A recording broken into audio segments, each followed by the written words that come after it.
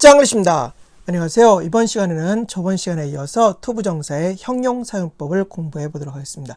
저번 시간에 투부정사의 명사용법이 동사에 to를 붙이는 것만으로 동사가 명사로 변하는 문법이라고 했었는데요. 투부정사의 형용사용법이라고 하는 건 동사에 to를 붙였더니 동사가 뭘로 변신하는 거예요? 그렇죠. 형용사로 변신하는 문법이라고 할 수 있겠습니다. 그래서 이 시간 투부정사의 형용사용법을 한번 공부해 보도록 하겠습니다. 투부정사의 형용사용법인데 여기 비동사 플러스 투부정사는 뭐지? 이 비동사 플러스 투부정사를 줄여서 비투형법이라고 부르는데 이건 역시 마찬가지로 투부정사의 형용사용법입니다. 더 정확히는 길게는 투부정사의 형용사용법 중 서술용법입니다. 근데 너무 말이 길죠. 그래서 그냥 비투용법이라고 줄여서 말하도록 하겠습니다. 자, 투부정사의 형용사용법의 가장 핵심은 무엇이냐면 해석입니다. 해석은 무엇 할, 무엇 하는 이라고 해석됩니다. 다시 뭐라고요? 무엇 할, 무엇 하는 이라고 해석됩니다.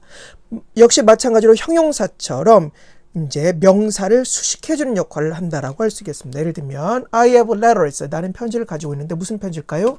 투부정사의 형용사법입니다. 무엇 할, 무엇 하는의 의미를 넣어서 쓸 편지, 그죠? 나는 편지를 가지고 있는데 쓸 편지를 가지고 있다라고 해석을 하면 되겠습니다. 역시 말씀드린 것처럼 형용사의 역할에 걸맞게 앞에 있는 명사를 수식해주고 있습니다. 근데 투부정사의 형용사법 중에 조금 어려운 내용이 있는데 그것이 무엇이냐면 뒤에 전치사가 나오는 경우입니다. 자, 보겠습니다. 투부정사의 형용사법 중에 제대로 된 의미를 나타내기 위해서 반드시 전치사를 함께 써야 하는 경우가 있습니다. 즉 전치사가 없으면 말이 되지 않는 경우가 있습니다. 예를 들면 똑같은 예문입니다. 한번 보겠습니다. I have letters to write. 아까 공부했었죠. 그죠? 쓸 편지를 가지고 있다라고 하면 되는데 그러면 이제 되지 않겠습니까? 문제는 뭐냐면은 예를 들면 이런 경우입니다. 만약에 with가 없이 이 with라고 하는 것 없이 쓸 연필이라고 하면 말이 될까요? 여러분들 된다고 생각하신다면 아직 조금 영어에 대한 느낌이 오지 않은 것입니다. 편지는 쓸 수 있지만 연필을 갖다가 쓰는 사람, 그러니까 우리는 연필은 가지고 쓰는 거지 마치 어떤 편지를 쓰는 것처럼 연필 위에다 글씨를 쓰지는 않지 않습니까? 그래서 연필은 가지고 쓰는 거죠. 따라서 한마디로 쓸 연필이라고 하면 말이 되지 않으니까 전치사 with를 함께 써서 가지고 쓸 연필, 왜냐면 with가 무엇을 가지고란 뜻이니까 가지고 쓸 연필 이렇게 나타내야만 할 겁니다. 그래서 투부정사의 형용사 뒤에 전치사를 반드시 써야 되는 경우가 있습니다. 마찬가지입니다. 이 문장도 해석해 볼까요? 나는 어떤 것을 원한다. 어떤 것을 원하는 걸까요? on이 무엇 위에 그런 뜻이니까 위에 쓸 어떤 것. 위에 쓸 어떤 것이 뭘까요? 위에다가 올려놓고 그러니까 위에다가 내가 글씨를 쓸 어떤 것 그런 뜻입니다. 그러니까 위에다 쓸 어떤 것이라고 하는 건 다시 말해서 무슨 종이 같은 걸 말하는 거죠. 그래서 나는 가지고 쓸 연필이 없다. 또는 나는 위에다 쓸 어떤 것을 원해. 예를 들면 종이 같은 거 이런 것을 갖다 표현을 갖다 할 때 저렇게 반드시 전치사가 있어야만 말이 됩니다. 조금 느낌이 오지 않으시면 본문에 있는 예문을 한번 볼까요? 자, 예를 들면 이런 겁니다. 먼저 본문에 있는 예문 한번 살펴보기 전에 자동사랑 타동사의 개념 계속 반복해 설명했는데 다시 한번 정리해 보겠습니다. 타동사라고 하는 건 뭐라고 그랬죠? 그렇죠. 뒤에 목적어가 나오는 동사입니다. 목적어 을이라는 해석되는 목적어가 뒤에 반드시 나와야 되는 동사를 타동사라고 합니다. 그러니까 말하자면 동사 다음에 바로 목적어, 명사가 나오는 거예요. 반면에 자동사라고 하는 건 스스로 혼자 존재할 수 있습니다. 스스로 존재할 수 있기 때문에 뒤에 목적어 따위는 필요 없습니다. 그러나 뒤에 무엇인가 의미를 덧붙이고 싶어요. 내가 사는데 어디에 산다는 거라든가 내가 예를 들면은 도착했는데 어디에 도착했다라든가 예를 들면 물건을 올려놓은 예를 들면 또 뭐가 있을까요? 예를 들면은 죽었는데 어디에서 죽었다라든가 이렇게 뭔가 느낌을 더하고 싶을 때 뒤에 무엇인가 말을 덧붙이고 싶을 때 뒤에 무엇을 필요로 한다? 그렇죠. 전치사가 들어있는 전치사 구를 필요로 하는 동사가 바로 자동사입니다. 다시 뭐라고요?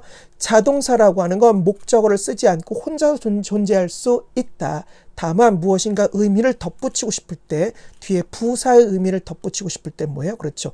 전치사구, 전치사가 들어있는 어떤 표현이 나와야만 되는 것이 바로 자동사라고 할 수 있겠습니다. 예를 들면 이런 겁니다. I have no house to live in인데 저게 in이라고 하는 전치사가 나와 있네요. 근데 우리 한번 상상을 해봅시다. 어떤 걸 상상하냐면 in the house. 이런 문장을 한번 상상해 볼게요. 자, 됐습니다. 이 문장만 지금은 집중하십시오. 이렇게만. 그럼 보면 live in the house 이렇게 표현하죠. 여기에 in을 갖다가 지우고서 하는 경우가 있습니까? 아닙니다. in은 반드시 있어야 됩니다. 왜냐하면 집 안에 살다라고 해야 말이 되니까요. 이렇게 한마디로 뒤에 전치사 구가 있어야만 하는 단어를 갖다가 뭐라고 했었어요? 그렇죠. 자동사. 뭔가 의미를 덧붙이고 싶으면 뒤에 전치사 구가 나오는 동사를 갖다 말하자면 자동사라고 했습니다. live는 자동사의 어떤 대표적인 동사를 할 수 있죠. 근데 여기에 만약에 한마디로 in이 없습니다. 이렇게 in이 만약에 없으면 집에 살다 할 때 말이 되지 않습니다. 그죠? 뭐가 있어야 되죠? 그렇죠. in이 있어야만 이렇게 in이라고 하는 표현이 있어야만 집 안에 살다, 집 안에 살다라고 해서 말이 됩니다. 그거랑 똑같다고 생각하시면 됩니다. 투부정사의 형용사법 중에 전치사가 있는 경우도. 그러니까 여기서 만약에 더 하우스가 없어지고 이렇게 앞쪽에 no house라고 하는 표현이 등장을 갖다 하게 되면 나는 가지고 있다. 뭐요? 집이 없다. 어떤 집이에요? 안에서 살 집이 없다라고 표현하고 싶으면 반드시 뭐가 있어야 한다? 그렇죠. 전치사가 있어야만 하는 것입니다. 알겠죠? 그러니까 원래 문장으로, 원래 이렇게 투부정사의 형용사법이 아닌 원래 이렇게 파란색 문장으로 돌려보면 이 문장에 전치사가 있어야 하는지 없어야 되는지 느낌이 옵니다. 무슨 말인지 알겠죠? 그래서 원래 문장에서도 전치사가 있어야 하는 것처럼 투부정사의 형용사법으로 변신을 해도 반드시 뭐예요? 전치사가 있어야만 말이 됩니다. 나는 집이 없는데 어떤 집이에요? 그렇죠. 안에서 살 집이 없다. 이렇게 해석을 갖다 하기 위해서는 전치사 in이 필요합니다. 근데 요것을 조금 이거는 뭐 거의 아는 사람도 많지 않고 거의 잘 나오지 않는 문법 표현이지만 좀 더 저것을 구체적으로 표현하기 위해서 이렇게도 표현합니다. 전치사 플러스 관계대명사 플러스 투부정사를 표현할 때도 있습니다. 느낌이 잘 안 오시죠? 이렇게 표현하는 겁니다. 아까 live in, to live in이라고 표현하지 않고 아예 관계대명사를 집어넣어서 in which, 이제 나중에 배우겠지만 관계대명사는 앞에 걸 받으니까 나는 집이 없다. 다시요. 나는 집이 없다. 어떤 집이 없는 거예요? 앞에 걸 봤습니다. 관계대명사는. 앞에 걸 봤습니다. 그 집 안에서 to live, 살, 이런 식으로. 관계대명사 앞에 걸 받으니까 뒤에서 이제 배울 겁니다. 물론. 그 집 안에서 살. 즉, 안에서 살 집이 없다. 이렇게 표현을 갖다 할 때 위의 표현, 요 위에 언급한 요 표현보다 더 구체적이고 강력하게 표현하기 위해 이렇게 전치사 플러스 관계대명사 플러스 투부정사의 용법으로 쓰는 경우가 있습니다. 어느 때 투부정사의 형용사법이다. 아시겠죠? 하지만 많이 쓰는 표현은 아닙니다. 하지만 여러분들이 평생 영어 공부할 때 아주 가끔 몇 번 등장할 만한 표현입니다. 두 번째, 비투용법을 공부해 볼 거예요. 비투용법. 비투용법이라고 하는 건 무엇이냐면 비동사 더하기 투부정사가 이렇게 쓰여져 있는 경우입니다. 비동사 뒤에 투부정사가 이게 비투용법인지 어떻게 하나요? 어떻게 하냐면 이렇게 하는 겁니다. 나중에 이제 뒤에 설명을 갖다 한 번 더 하겠지만 비동사 뒤에 투부정사가 나왔을 때 투부정사의 명사정법일 수 있습니다. 맞죠? 왜냐면 투부정사의 명사정법일 수 있으니까요. 예를 들면 뭐가 있을까요? 앞에서 공부한 투부정사의 명사형법을 보면, 자, 앞에서 공부한 투부정사의 명사형법을 보면, 비동사 뒤에 지금 투부정사 나왔죠? 그의 기쁨은 is travel, 여행하는 것입니다라고 해서 투부정사의 명사적 용법입니다. 그러나 비투용법은 투부정사의 명사형법으로 해석을 했을 때 말이 되지 않습니다. 예를 들면 한번 볼까요?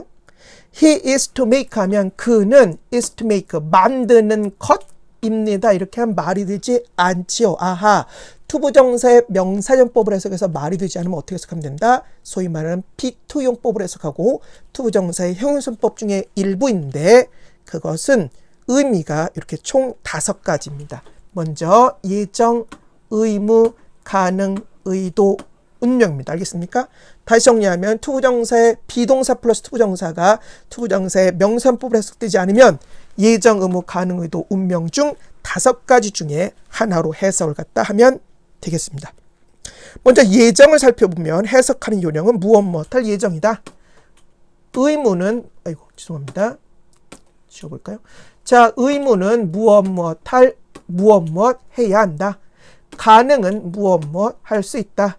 그 다음에 의도는 무엇 무엇 하고자 한다. 운명은 무엇 무엇 할 운명이다. 이렇게 비동사 플러스 투부정사를 가장 그 상황에 맞게 골라서 문맥을 봤을 때, 내용을 봤을 때, 이 5가지 중에 뭐가 제일 적당하겠구나. 뭐가 아니라면요. 투부정사의 명사용법이 아니라고 한다면 그 중에 이 5가지, 예정, 의무, 가능, 의도, 운명 이 5가지 중에 가장 적당한 뜻으로 뽑아서 여러분들이 해석을 하면 됩니다. 쉽지 않겠죠. 쉽지 않습니다. 실제 독해할 때 이 5가지 의미 중 뭔지를 찾아낸다는 것이 그렇게 쉽지는 않습니다. 그러나 연습을 하면 여러분들도 할 수 있습니다. 자, 예정입니다. 예정들 한번 해석해 볼까요? 자, 해석을 갖다 없애지 말고. He is to make. 그는 만들 예정이다. 무엇을요? 연설을 다음 월요일에 연설을 할 예정이다. 두 번째는 you are to finish. 의무니까 너는 끝내야 한다. 이 일을 7시까지는. 자, 그 다음에 가능입니다. 내 집은 수동태 형태네요. 보여줄 수 있다. 어디로부터? 그 역으로부터. 네 번째 의도입니다. 너는 열심히 일해야 돼. 네가 are to succeed. 성공하고자 한다면, 성공하려는 의도가 있다면.